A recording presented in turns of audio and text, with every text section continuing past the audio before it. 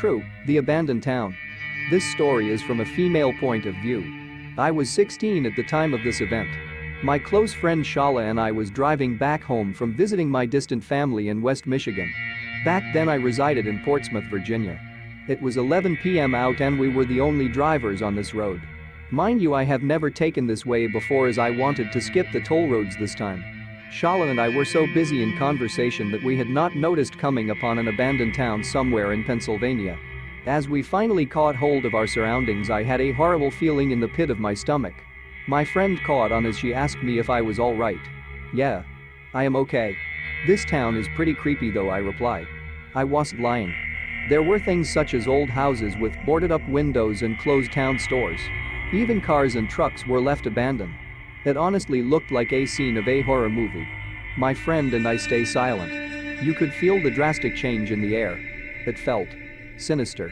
A couple minutes of silence pass and my car starts to shake. I realize that we're running out of gas. I totally forgot to stop miles back in a different town. Fuck. I yell, pulling over in front of yet another abandoned house. What a great place to break down at, she laughs nervously. I nod, agreeing with her sarcastic comment. I take my phone out to call roadside assistance that my parents programmed into my phone. I do not have cell reception, so I got out the car and Shala followed.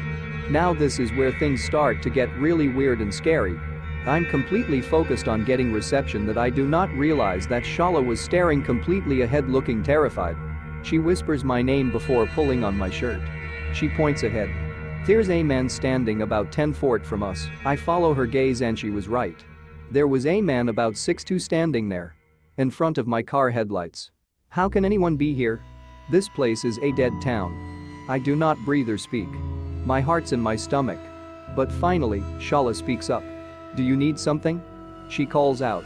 Right then he tilts his head and smiles widely, scaring us even more.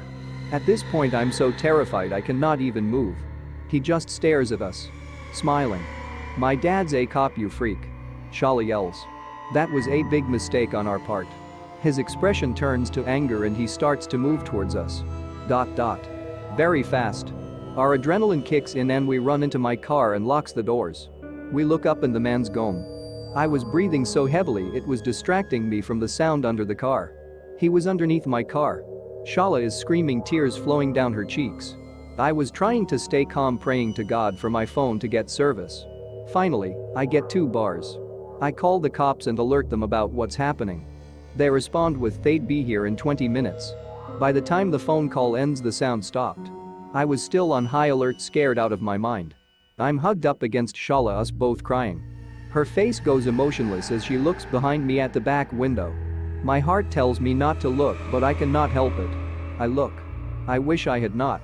That man and 4 others, 2 other men and 2 women. My heart dropped yet again. They all smiled. I realized they had bats and something else in their hands. But I start to hear police sirens and sigh in relief.